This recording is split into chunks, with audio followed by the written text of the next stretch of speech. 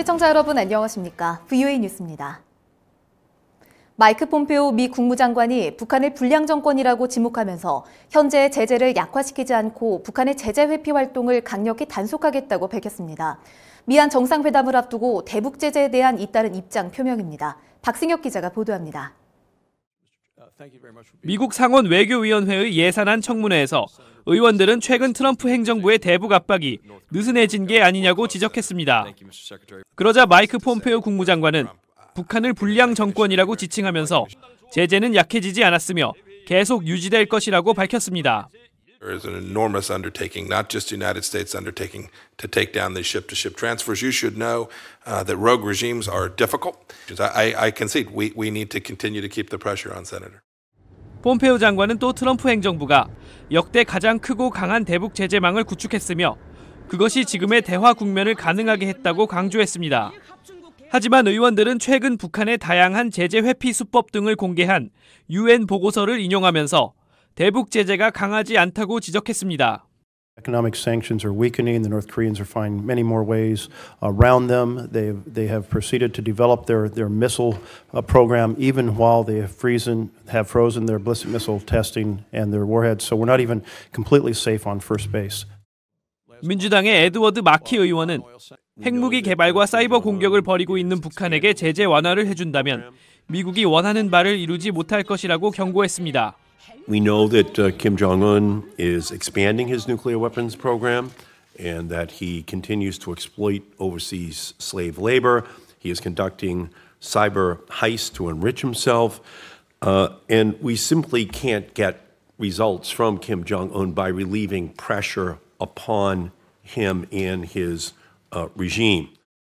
그러면서 트럼프 정부의 더 강력한 대북 제재를 촉구했습니다.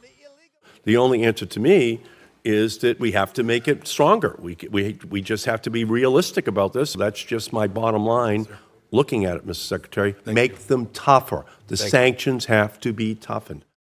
이런 가운데 폼페오 장관은 북한 문제의 목표는 국제사회의 검증을 받는 완전한 비핵화라고 거듭 밝히면서 이런 점을 북한에도 여러 차례 강조했다고 말했습니다. VOA 뉴스 박승혁입니다.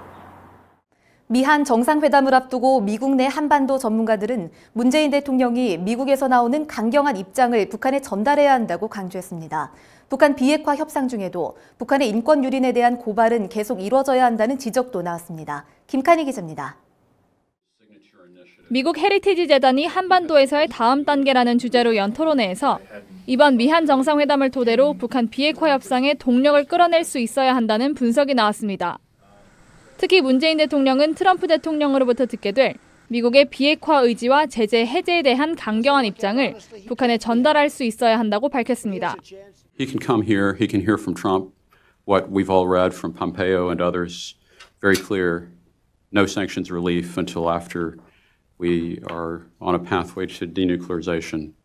And he can take that message to Pyongyang. 스나이더 연구원은 이어 미국과 북한 사이에 여전히 비핵화 정의와 완전한 비핵화 방안에 대한 격차가 크다면서 문 대통령은 미국 입장을 토대로 북한을 협상 테이블로 다시 나오도록 설득해야 한다고 강조했습니다. 문 대통령은 북한에 줄 양보들을 거론하기보다 한국은 미국과 같은 대북 정책을 갖고 있다는 점을 보여줘야 한다는 지적도 나왔습니다. It also shows North Korea that it can't separate or create cleavages within and between alliances and with our partners, and to know that the sanctions regime continues to be in place.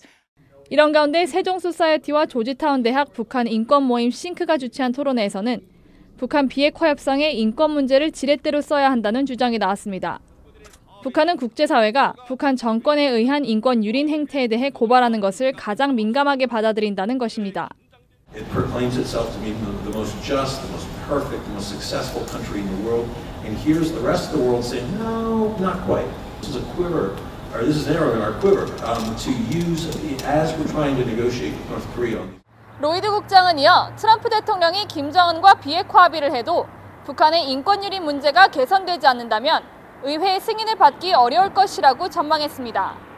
VOA 뉴스 김칸입니다. 북한은 오토 원비어 가족에게 5억 달러를 배상하라는 내용의 미 법원 판결문이 북한에 공식 송달된 것으로 인정됐습니다. 워싱턴 DC 연방법원은 9일 결정문을 통해 지난해 12월 24일 판결 내용이 올해 2월 14일 북한 측에 제대로 전달된 사실을 인정한다면서 원비어 측 변호인단이 제출한 판결문 이행 요청서를 승인했다고 밝혔습니다. 북한 외무성이 판결문을 되돌려 보내긴 했지만 공식 접수 후 반송한 것으로 결정되면서 원비어 가족은 배상금에 대한 공식 이행 절차에 착수할 수 있게 됐습니다.